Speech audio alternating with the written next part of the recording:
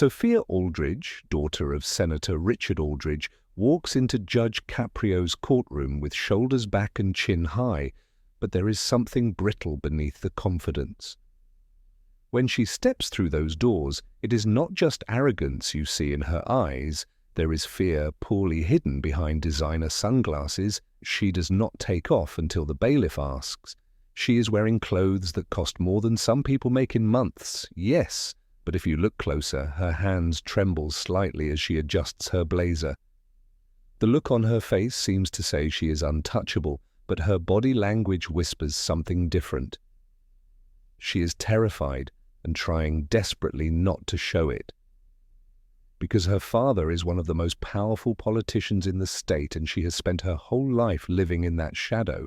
So if you are wondering why this young woman is here, let me explain. She was caught attempting to smuggle 3 kilograms of cocaine through a private airport. And when customs agents discovered the drugs, her first instinct was not to run or stay silent. It was to say her father's name like a magic spell that would make it all disappear. She came to court that same way, clinging to the only protection she has ever known. What was going through her mind as she arrived was desperation wrapped in entitlement, hope that her last name would save her one more time. She even tried during the hearing to maintain that confident facade, but Judge Caprio has seen enough frightened young people hiding behind privilege to recognize the difference between arrogance and terror. In fact, everyone in that courtroom could see it. The expensive lawyers, the practiced smile, the careful words, all of it barely covering the panic of someone who finally realized the safety net might not catch her this time. But what she did not understand yet was that in Judge Caprio's courtroom, there are no safety nets made of money or family names, only truth and consequence, and the slim hope of genuine redemption. The reaction you are about to witness from Judge Caprio is not just punishment. It is something more complicated, more human. It is accountability meeting desperation, justice confronting privilege, and one young woman's long-delayed collision with reality. So stay with me, because what you are about to see is not a simple story of good versus evil. It is messier than that, more real than that. Now let us get into it. Like the video if you believe justice should be fair, but never without compassion. Lean back and dive into this story because it might surprise you. It is Thursday morning at 9:15 a.m. in the Providence Municipal Court. The bailiff announces the United States of America versus Sophia Marie Aldridge. Sophia walks in flanked by 2 attorneys in expensive suits, but she is the one who looks small between them, like a child playing dress-up in her mother's courtroom. Judge Caprio looks up from his bench with that expression he is known for, the one that sees past the performance. "Good morning, Miss Aldridge." Sophia tries to smile. It is the smile she has used at 1,000 fundraisers and charity galas, bright and practiced, but it does not quite reach her eyes. "Good morning, Your Honor." Her voice is steadier than you would expect, but there is a tiny crack in it, like glass about to break. Judge Caprio notices everything, the way her hands grip the table, the way she glances at her lawyers for reassurance, the way she is both here and desperately wishing to be anywhere else. "Miss Aldridge, you are charged with possession with intent to distribute 3 kilograms of cocaine, attempted bribery of federal officers, and obstruction of justice. These are serious felony charges. Before we proceed, I want to make sure you understand the gravity of what we are discussing here. Do you understand?" Sophia nods, then remembers court protocol. "Yes, Your Honor, I understand." But her voice wavers on that last word. Her lead attorney, Marcus Chen, leans in to whisper something, but Judge Caprio holds up a hand. "Mr. Chen, I would like to hear from Miss Aldridge directly, if you do not mind." Marcus sits back, and Sophia is suddenly alone in the spotlight. "Your Honor," she begins, her rehearsed speech starting to crumble immediately. "I know how this looks. I know what the charges say, but I need you to understand that I never meant for any of this to happen. I made terrible choices, I know that now, but I am not the person these charges make me sound like." Judge Caprio's expression softens just slightly. "Who are you then, Miss Aldridge? Help me understand." It is a simple question, but it seems to hit Sophia harder than any accusation. She opens her mouth, closes it, tries again.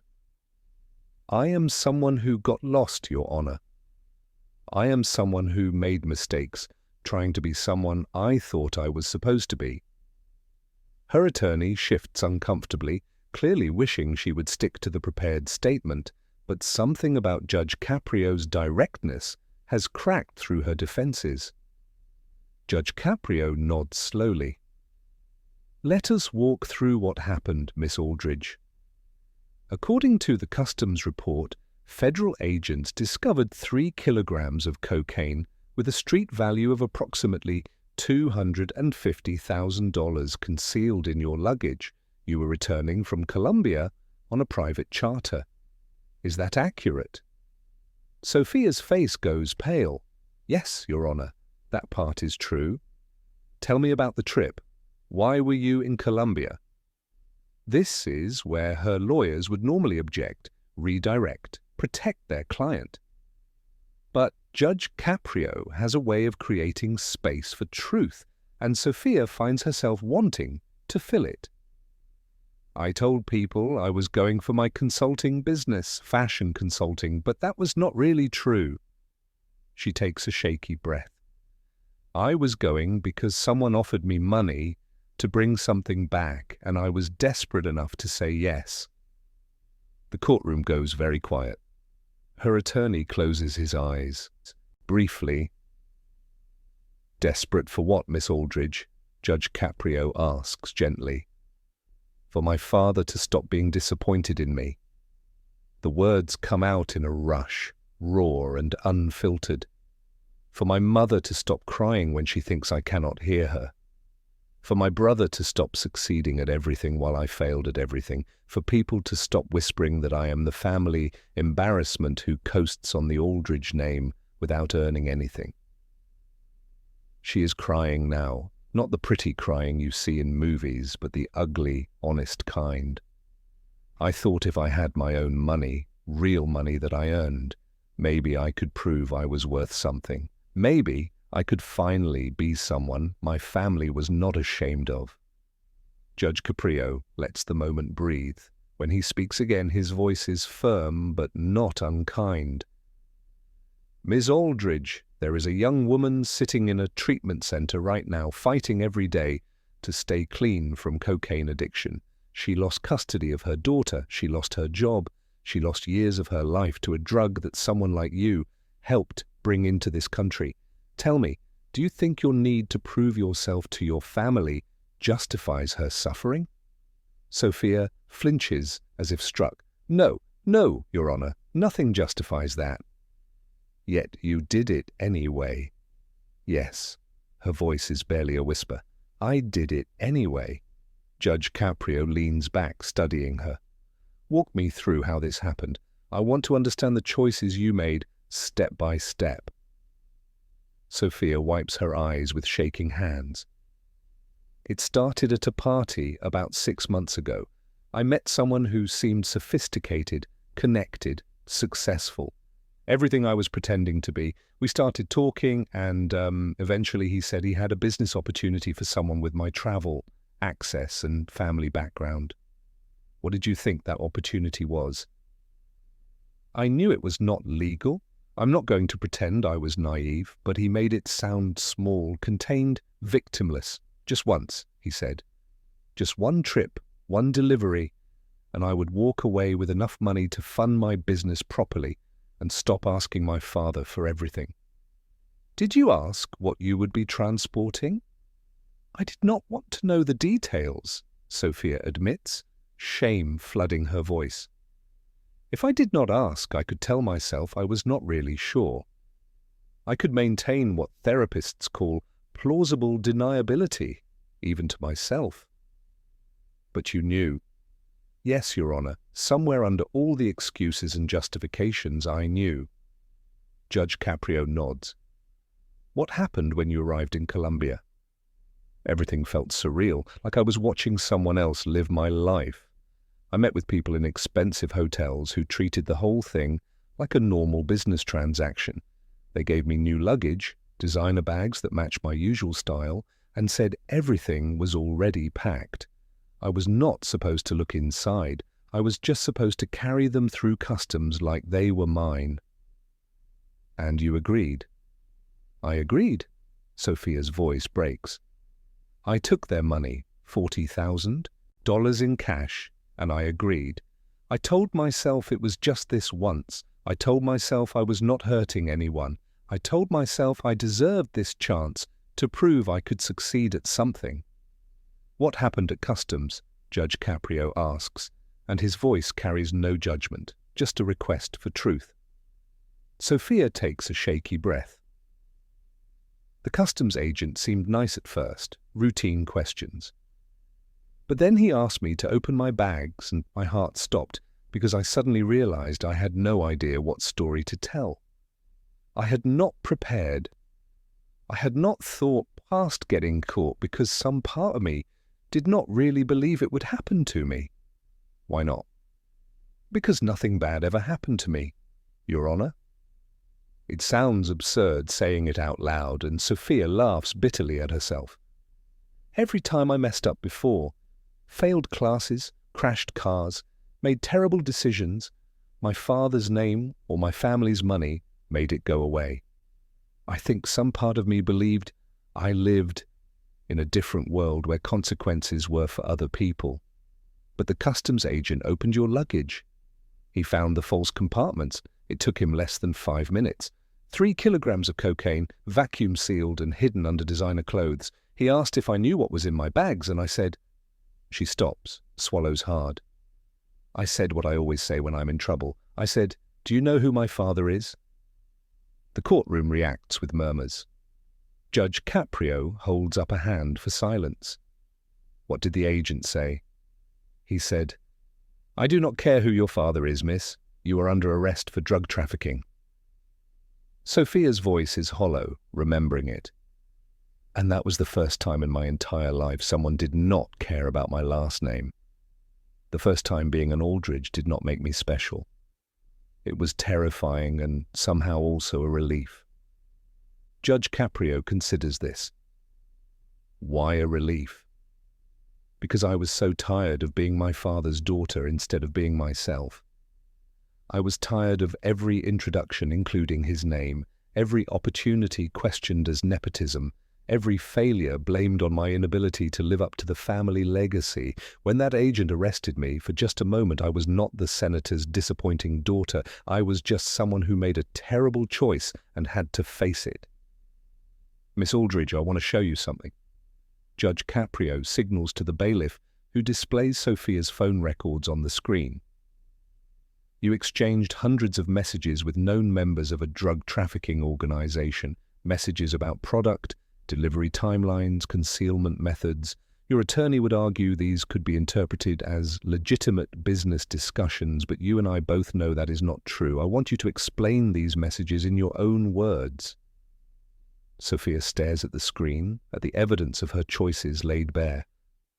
Those messages are exactly what they look like. I was coordinating a drug smuggling operation. The words I used, product, delivery, placement, I borrowed them from movies and TV shows because I did not know the real terminology. I was playing at being a criminal the same way I played at being a successful business owner, pretending I was someone I was not. You withdrew $80,000 in cash over 3 months. What was that money for? Expenses for earlier trips, Sophia admits. This was not my first time, Your Honor. The courtroom erupts. Her attorneys look stricken. Judge Caprio calls for order. Miss Aldridge, you are saying you made multiple smuggling trips? 3 times before this, she says quietly. The first time I was so scared I almost turned around at the airport. But it worked, and the money was good, and each time it got easier to lie to myself about what I was doing. By the fourth trip, I barely thought about it. It was just part of my routine, like any other business trip. What changed? Why did you get caught this time? Sophia is quiet for a long moment. Honestly, Your Honor, I think some part of me wanted to get caught. I started being less careful, taking bigger risks. The trip before this one, I almost told the customs agent to search my bags. I was drowning in guilt and shame, but I did not know how to stop on my own. So maybe my subconscious found a way to stop me. Judge Caprio absorbs this. Miss Aldridge, your honesty is noted, but I need to be clear with you. What you are describing is a pattern of conscious criminal behavior, not a one-time mistake. You trafficked drugs across international borders 4 times. You profited financially. You put countless lives at risk. Your remorse does not erase those facts. I know, Sophia whispers. I know it does not. Your attorney would likely advise you to stop talking, to let him present a defense based on your lack of criminal history and your family circumstances. Why are you not doing that? Sophia looks at her lawyers, then back to Judge Caprio. Because I am tired of hiding behind other people.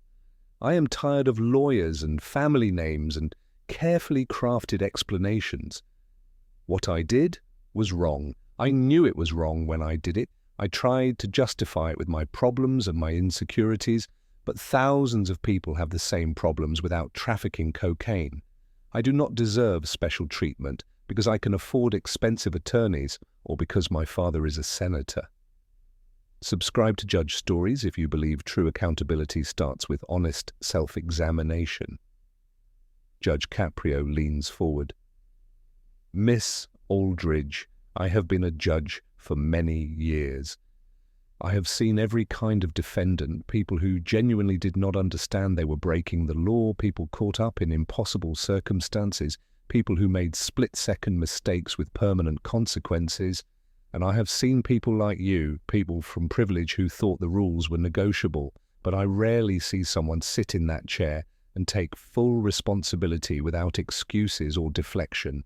So I need to ask you directly, is this genuine remorse or a calculated strategy to earn leniency? Sophia meets his eyes. Your Honor, until about an hour ago, it was strategy. My lawyers prepared me to express appropriate regret while maintaining innocence, but sitting here, hearing my own words, seeing the evidence of what I did, I cannot hide from it anymore. Maybe that makes me a coward, only able to face the truth when I had no other choice. But it is genuine now. I am genuinely horrified by what I have done. What specifically horrifies you? That I treated cocaine like a business commodity instead of a drug that destroys families. That I made 4 trips without once thinking about the people who would use what I smuggled. That I was more concerned about disappointing my father than about the customs agents I tried to bribe, the laws I broke, the communities I harmed. That it took getting arrested for me to finally see myself clearly. Judge Caprio is quiet for a moment, and when he speaks, his voice carries a different weight. Miss Aldridge, what you are describing sounds like someone who was lost and made terrible decisions trying to find themselves. But those terrible decisions had real consequences. I need you to understand that your struggle with family expectations, your desire to prove yourself, your feelings of inadequacy, none of those things excuse trafficking cocaine. People face those same struggles every day without breaking the law. I understand that, Your Honor. Do you?